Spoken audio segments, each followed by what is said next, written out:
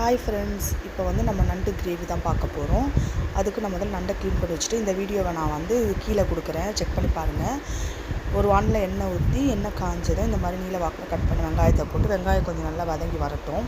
வதங்கி வந்ததும் இஞ்சி பூண்டு பேஸ்ட்டு போட்டுக்கலாம். அதுக்குள்ளே நான் தக்காளியை வந்து நல்லா நறுக்கி கையில் மசித்து அதை உப்பு போட்டு வச்சுருக்கேன்.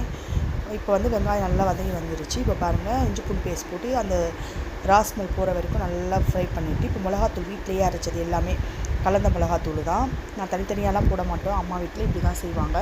போட்டு நல்லா கொஞ்சம் இந்த மசாலா பொரிஞ்சு வரட்டும். அதோட கொஞ்சமாக தண்ணி ஊற்றி பச்சை வாடை போனதுக்கப்புறமா அந்த மிளகாத்தூள் ஸ்மெல் போனதுக்கப்புறம் உப்பையும் தக்காளி வச்சுருக்கோம் அதையும் போட்டு நல்லா வதக்கி விடுங்க. எண்ணெய் பிரிஞ்சு வரட்டும்.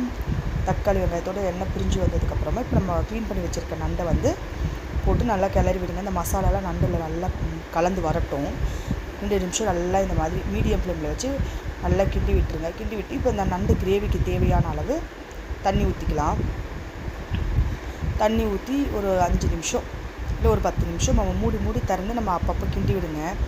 கிண்டி விட்டு உங்களுக்கு அந்த கிரேவி பதம் வந்ததுக்கப்புறமா நம்ம நல்லா எண்ணெய்லாம் பிரிஞ்சு வரோம் இல்லையா, அந்த எண்ணெய்லாம் பிரிஞ்சு வர்ற அளவுக்கு நம்ம அப்பப்போ மூடி வச்சுக்கோங்க. ஏன்னா ரொம்ப திறந்து விட வேண்டாம். அதேமாதிரி மூடியுமே வந்து கொஞ்சம் பாதி திறந்த மாதிரி போடுங்க. ஏன்னா ஃபுல்லாக மூடிட்டு அதில் அந்த மூடியோடைய தண்ணியே வந்து இறங்கி ரொம்ப இதுவாகிடும். இப்போ பாருங்கள், நல்லா கொதிச்சு வருது.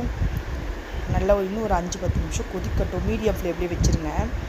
கொதித்து வந்ததுக்கப்புறம் பார்த்திங்கன்னா கொஞ்சமாக மிளகுத்தூளும் கொத்தமல்லி இலையும் போட்டு ஒரு அப்படியே அந்த சூட்டோடு மூடி வச்சுட்டு இறக்குனீங்கன்னா சூப்பரான சுட நண்டு கிரேவி ரெடி ஆகிடுச்சு. இதே மாதிரி செஞ்சு பார்த்துட்டு எப்படி இருக்குன்னு எனக்கு கமெண்ட் பண்ணுங்கள், ஷேர் பண்ணுங்கள், லைக் பண்ணுங்கள். மறக்காமல் நம்ம சேனலை சப்ஸ்கிரைப் பண்ணுங்கள் ஃப்ரெண்ட்ஸ். பாய்.